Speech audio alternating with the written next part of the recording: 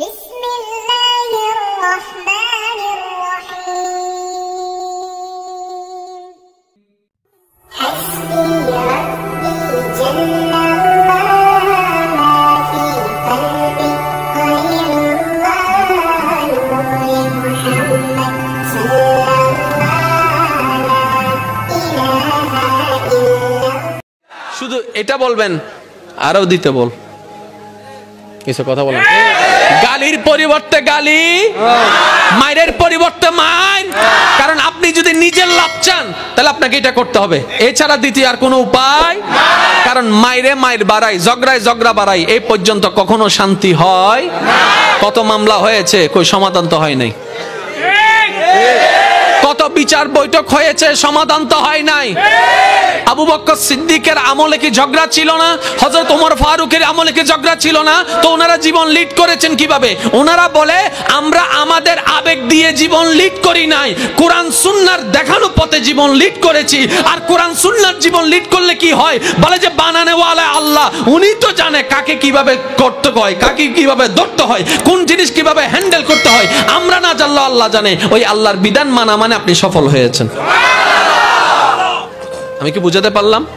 এবার আপনারা বলেন, এই পৃথিবীটা বানাইলেন কে? কারা থাকার জন্য? জোরে বলেন না, কারা? তাহলে পৃথিবীটা আমাদের জন্য, কোনো সন্দেহ? আচ্ছা ঠিক আছে ভাইরা, ভাইরা একটু খেয়াল করবেন, জমিনটা আল্লাহ বানিয়েছেন কাদের জন্য?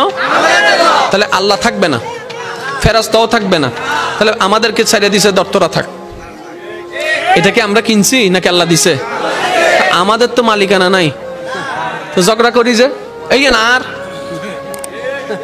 কথা বলে না, এই জায়গায় না, আর এই আন ইনলে সুজা ওমা আল্লাহ কয় তোর কি না, আই এম সরি। আমরা যদি অমানুষ হই ঝগড়া করব, আর যদি বলেন যে না আমি আজকে থেকে যা করার করেছি, অতীত যা করার করেছি, ভুল যা করার করেছি, আমি আজকে থেকে তা করব না, আমি আজকে থেকে নিজেকে আল্লাহর প্রিয় বান্দা বানানোর চেষ্টা করব, চেষ্টা করব, চেষ্টা করব, তাহলে আপনাকে কিছু কাজ করতে হবে, কিছু কাজ বাদ দিতে হবে। তার মধ্যে একটা কাজ হচ্ছে হিংসা বাদ দিতে হবে, ঝগড়া বাদ দিতে হবে, রাগ বাদ দিতে হবে, অহংকার বাদ দিতে হবে, লোভ করা বাদ দিতে হবে, অন্যের বদনাম করা বাদ দিতে হবে, অন্যের ক্ষতি করা বাদ দিতে হবে, কাউকে টেনে নামানো বাদ দিতে হবে, অন্যের পথে কাটা দেওয়া বাদ দিতে হবে, কারোর রাস্তায় বাঁধা হওয়া বাদ দিতে হবে, কারো বিরুদ্ধে বলা বাদ দিতে হবে। তো এগুলো বাদ দিবেন কিভাবে? নবীর একটা হাদিস সবসময় মনে রাখবেন, আক্কিফুল লিসান, ও আমার উম্মত সফল যদি হতে চাও জিহ্বার মধ্যে তালা লাগাই দাও, যতটুক বলার ততটুক বলবা, বেশিও বলবা না, কমও বলবা না। কারণ জিহ্বা বেশি চলতে থাকলে তোমার ইচ্ছা না থাকলেও বদনাম হয়ে যাবে, গীবত হয়ে যাবে, অন্যের বিরুদ্ধে লাগা হয়ে যাবে, অন্যের বদনাম হয়ে যাবে, অন্যের বিরুদ্ধে কথা বলা হয়ে যাবে। ওই বলাটা যখন তার কাছে যাবে সেটা রাগে পরিণত হবে, অহংকারে পরিণত হবে, হিংসায় পরিণত হবে, তারপর তোমাদের বন্ধুত্বের ভিতরে অশান্তি চলে আসবে, সম্পর্কের ভিতরে অশান্তি চলে আসবে। শুরুটা হলো কোন জায়গা থেকে? জিহ্বা থেকে। এবার যদি আপনি জিহ্বার উপর নিয়ন্ত্রণ নিয়ে আসতে পারেন, আপনার ভিতরে ধৈর্যের বীজ বপন হয়ে যাবে। এবার আমি আপনাদের কাছে একটা জিনিস জানতে চাই, এই পর্যন্ত আপনার জানা মতে একজন মানুষ দেখান তো যে ধৈর্য ছাড়া সফল হয়েছে। বল, আমাকে উত্তর দিতে হবে তো। আপনার জানা মতে একজন মানুষ দেখান যে ধৈর্য ছাড়া সফল হয়েছে। ধৈর্য পড়ালেখায় দরকার, চাকরির মধ্যে দরকার, ব্যবসার মধ্যে দরকার। এই আমার ভাই, এটা কি কাপড়ের দোকান নি? কিও ভাই? টেইলার্স। আপনার নাম কিও? জহির ভাই। আপনার নাম জহির ভাই? আপনি জহির ভাই, দোকান আপনার? ওনারা জিজ্ঞেস করেন দোকান খুলে কয়টায়, বন্ধ করে কয়টায়? সবসময় কি কাস্টমার আসে? কাস্টমার আসার একটা টাইম উনি সেটা জানে, কোন টাইমে কাস্টমার আসে। তো উনি তো চাইলে পারে সেই টাইমটা আসার আগে দোকান খুলতে। উনি কিন্তু সকাল থেকে দোকান খুলে বসে থাকে কেন? লেগে থাকতে হবে, লেগে থাকতে হবে। বাপদাদার দিন না, কোটি টাকার সম্পদ যদি বসে খান শেষ হয়ে যাবে। পরিশ্রম করতে হবে, পরিশ্রম করতে হবে। 10 টাকা থাকলে সেটাকে রানিং করুন। 10 টাকা 11টা, 11টা 12টা, 11 টাকা 12 টাকা, 12 টাকা 13 টাকা, 13 টাকা 14 টাকা হতে থাকবে। তাওয়াক্কুল থাকবে কার উপর? আল্লাহর উপর। নিজের উপর কোনো কিছুর দরকার নাই। আল্লাহ দিলো আলহামদুলিল্লাহ, না দিলো আলহামদুলিল্লাহ। আপনি যখন আল্লাহর প্রতিটা নিয়ামতে আলহামদুলিল্লাহ বলতে থাকবেন, রব খুশি হয়ে আপনার রিজিকের মধ্যে বরকত দিয়ে দিবেন। সুবহানাল্লাহ। এবার বলেন, আল্লাহ দিতে জানে কি জানে না? আল্লাহর ভান্ডারে কোনো কমতি? আমরা পাচ্ছি না কেন? উত্তরটা জেনে রাখবেন, আমরা চাইতে জানি না, আমরা নিতে জানি না। আমরা চাইতেও জানি না, আমরা নিতেও জানি না। এবার আমি আপনাদেরকে একটা কথা বলি, আল্লাহ রসুলের একটা হাদিস শরীফ শুনে রাখবেন ভাইয়েরা, যারা সফল হতে চান আখিরাতে, তাদের উদ্দেশ্যে আমার কথাটা বলা, একটু খেয়াল করবেন। নবী রাহমাতুল্লিল আলামিন সাহাবাদেরকে নিয়ে বসা, এমন সময় নবী রাহমাতুল্লিল আলামিন সাহাবাদেরকে জিজ্ঞেস করলেন, হে আমার সাহাবারা, বলো তো দেখি হাসরের ময়দানে সবচাইতে গরিব কে হবে?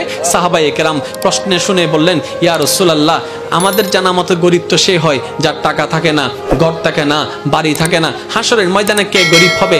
আল্লাহু ওয়া রাসূলু আলামু, আল্লাহ এবং রসুলে ভালো জানে। এবার নবী রাহমাতুল্লিল আলামিন বললেন, হাসরের ময়দানে সেই ব্যক্তিটাই সবচাইতে গরিব হবে যার আমলনামায় পার হওয়ার জন্য অনেক নামাজ থাকবে, অনেক রোজা থাকবে, অনেক হজ থাকবে, অনেক যাকাত থাকবে, অনেক নেক আমল থাকবে, কিন্তু সে দুনিয়াতে কারো সম্পদ মেরে খেয়েছে, কারো জায়গা দখল করেছে, কারো টাকা মেরে খেয়েছে, কারো বাকি দেয় নাই, কাউকে কথা দিয়ে কষ্ট দিয়েছে, কাউকে শক্তি থাকার কারণে, পাওয়ার থাকার কারণে হাত দিয়ে কষ্ট দিয়েছে, কাউকে ধমক দিয়ে কষ্ট দিয়েছে, কাউকে জবান দিয়ে কষ্ট দিয়েছে, কাউকে হাত দিয়ে কষ্ট দিয়েছে, কারো পথে বাঁধা হয়েছে, কারো রাস্তা বন্ধ করে দিয়েছে, কারো জায়গা দখল করে নিয়েছে।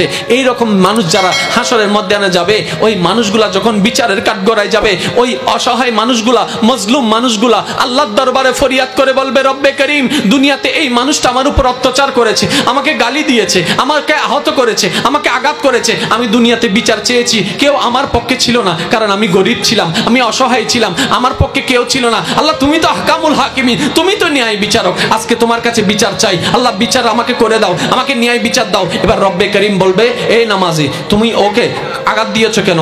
তুমি তার টাকা মেরে খেয়েছো কেন? তুমি তার জায়গা খেয়েছো কেন? এবার আল্লাহ পাক বলবে, তার জায়গা তাকে ফেরত দাও, তার টাকা তাকে ফেরত দাও। একবার সে বলবে, আল্লাহ, এখানে তো কোনো টাকা নাই, এখানে তো কোনো জায়গা নাই, আমি দিব কিভাবে? রব্বে করিম বলবে, তাহলে জায়গার পরিবর্তে কিছু নামাজ থেকে সওয়াব দিয়ে দাও, টাকার পরিবর্তে কিছু তোমার যাকাত থেকে সওয়াব দিয়ে দাও। দিতে দিতে দিতে দিতে দিতে দিতে পাওনাদারের সব মিটাতে মিটাতে মিটাতে যদি এতটুকু তারা সন্তুষ্ট হয় তাহলে তো হয়ে গেল, আর যদি এতটুকু সন্তুষ্ট না হয়, অর্থাৎ তার কষ্ট দেওয়াটা, তার অন্যায় করাটা, যদি মানুষের উপর জুলুম করাটা যদি বেশি হয়ে যায়, তার নেকি দেওয়ার পরও যদি কভার না হয়, এবার আল্লাহ পাক বলবে, তাদের গুনাহ তুমি নিয়ে নাও, তাদের গুনাহ তুমি নিয়ে নাও। এইভাবে করতে করতে নবী রাহমাতুল্লিল আলামিন বলে, যে অনেক নেক আমল নিয়ে যাওয়ার পরও শুধু মানুষকে কষ্ট দেওয়ার কারণে সে হাসরের ময়দানে গরিব হয়ে যাবে, গরিব হয়ে যাবে। তো সম্মানিত ভাইয়েরা, শুধু নামাজটা পড়লে হবে না, ঠিক নামাজ যে এরকম হেফাজত করা দরকার, জবানটাও হেফাজত করা দরকার, চোখটাও হেফাজত করা দরকার, রাগটাও হেফাজত করা দরকার। আমাদের কথা, আমাদের কাজ, আমাদের হাত, আমাদের শক্তি যেন কারোর জন্য কষ্টের কারণ না হয়, যেন এমন একটা জীবন বানান ইসলামের ছায়া তলে আপনার মরণ খবরটা সব জায়গায় ছড়ায় যাওয়ার পরে যেন আপনার দুশমনও বলতে বাধ্য হয় চুপি চুপি করে, মানুষটা অনেক ভালো ছিল, আপনি সাকসেস হয়ে গেছেন, আপনি সাকসেস হয়ে গেছেন। আপনার দুশমনে যখন বলবে মনে মনে, যখন সে শুনবে যে অমুক মারা গেছে, সে হয়তো দেখাবে না, কিন্তু মনে মনে বলছে, আসলে মানুষটা ভালো ছিল। এবার মনের খবর জানে কে? আল্লাহ পাক বলবে, তার দুশমনও তার পক্ষে, তার দুশমনও তার পক্ষে, আমি আল্লাহ তার পক্ষে হয়ে গেলাম। মনে রাখবেন ভাইয়েরা, ইসলাম কঠিন নয়, ইসলাম একদম সহজ, আমরা কঠিন বানাই ফেলছি।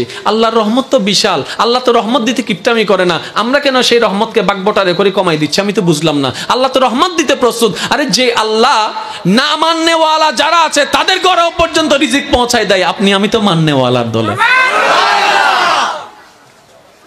আজকে থেকে কোনো ঝগড়া, কোনো দলাদলি, উম্মত হিসেবে নবীকে প্রাণ মন উজাড় করে ভালোবাসবেন, বান্দা হিসেবে আল্লাহর প্রেমে পাগল হয়ে যাবেন।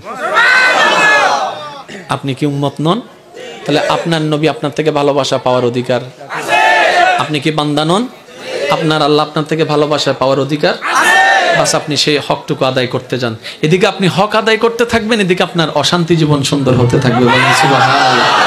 জন্ম আমার নবীর যুগে হলে কেমন হতো, জন্ম আমার হলে কেমন হতো, দুনয়নে রাসূল পাক দেখিলে কেমন হতো,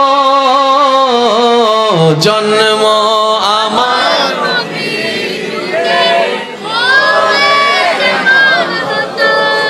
একবার বলেন মারহাবা। আমার আওয়াজকে আবার বলছি, সবাই শুনতে পাচ্ছেন ভাইরা? পিছনে এবার একটা হাত তুলে দেখেন, আপনারা শুনতে পাচ্ছেন? এবার না হ নবুজির এবার নুনের।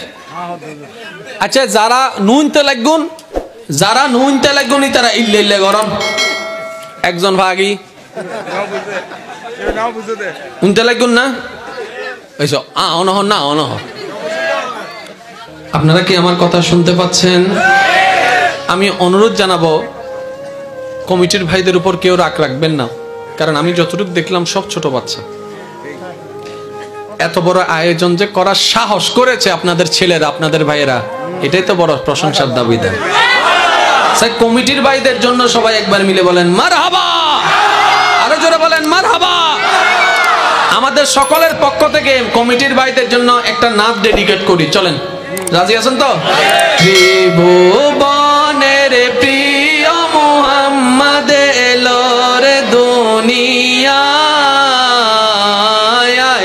রে সাগর আকাশ বাতাস দেখবি যদি, রে সাগর আকাশ বাতাস দেখবি যদি, আয় ত্রিভুবনের প্রিয় মুহাম্মদ এলো রে দুনিয়ায়, রে সাগর আকাশ বাতাস দেখবি যদি, রে সাগরে আকাশে বাতাসে। উচ্চ আওয়াজ লাগাই একবার বলেন মারহাবা। তাহলে আমরা কি শিখলাম? আজকে থেকে যে কোনো কাজে সবসময় জবানটাকে বন্ধ রাখার চেষ্টা করব, ইনশাল্লাহ বলেন। কারণ নিজে বাঁচলে বাপের নাম। আমার পেটে যদি খিদা থাকে, আমার পেট আমাকে ভরাইতে হবে। যদি আপনি ভাত না পাই, তখন আমি কি বসে থাকি? আমরা মুড়ি তালাশ করি, মুড়িও যদি না পাই, কোনো কিছুই নাই, শেষ পর্যন্ত কোন একটা কলে গিয়ে পানি ছেড়ে পানি খাই, পানি দিয়ে হলো পেটটাকে ভরাই রাখার চেষ্টা করি। তাহলে জীবন যেহেতু আপনার, কবরটা যেহেতু আপনার, হাসরের বিচারে যেহেতু আপনি আসামি, আপনারটা আপনাকে ভাবতে হবে। কে কি বলল শোনার দরকার। স্বামী স্ত্রী আছে না নাই? আরো জোরে বলেন আছে না নাই? স্বামী স্ত্রী সবসময় বন্ধুর মতো থাকবেন। কিসের মতো? আপনাকে বিয়ে করানো হয়েছে, আপনি বিয়ে করেছেন দাবিক ফাইট করার জন্য নয়, বন্ধুর মতো থাকবেন। এক ছাদের নিচে থাকতে গেলে ঝগড়া হতে পারে, ভুল বুঝাবুঝি হতে, মনোমালিন্য হতে। স্বামী যেমন মানুষ, স্ত্রীও তো মানুষ। স্বামীর যেমন বুঝ অবুঝের একটু পার্থক্য হয়, মাঝে মধ্যে স্ত্রীদেরও তো হয়। কথা বলেন ঠিক না? কিন্তু যে কোনো যাই হোক, এতটুকু মনে রাখবেন, ডিভোর্স পর্যন্ত যাওয়া যাবে। চরিত্র সৎ রাখার চেষ্টা করবেন, কারণ হাসরের ময়দানে বান্দার আমলের ভিতর যেটা সবচাইতে বেশি ভারী হবে, তার নাম হচ্ছে চরিত্র। তার নাম কি? এই চরিত্রের ভিতরে জবান আছে না নাই? এই চরিত্রের ভিতরে চোখ আছে না নাই? আর একটু জোরে, এই চরিত্রের ভিতরে হাত আছে না নাই? এই চরিত্রের ভিতরে মন আছে না নাই? তার মানে আমরা সব কিছুকে কন্ট্রোল করতে হবে। এবার বলেন আওয়াজ দিয়ে, করতে দিচ্ছে না কে? জোরে বলেন না কে? তো শয়তান কি আল্লাহর পক্ষে কাজ করছে না বিপক্ষে? আমাদেরকে যাইতে হবে আল্লাহর। তো সুতরাং শয়তানের সাথে বন্ধুত্ব থাকলেও এটা রাখা যাবে। যেই কোনো ভাবে শয়তানের সাথে আমাদের কানেকশন ডিসকানেক্ট করতে হবে। এবার শয়তানকে তো দেখা যায় না, শয়তানকে তো ছোঁয়া যায় না, শয়তানকে তো দেখা যায় না, ডিসকানেক্ট করব কিভাবে? আল্লাহর ওলিদের চরিত্রের মাধ্যমে আমরা জানতে পাই, ওনারা শিখাই দিচ্ছেন, শয়তান যেটাকে হ্যাঁ বলবে তোমরা সেটাকে না করো, তোমরা শয়তান যেটাকে না বলবে তোমরা সেটাকে হ্যাঁ বলো। শয়তান যখন বলবে নামাজ পড়িও না, তুমি নামাজে দাঁড়াই যেও।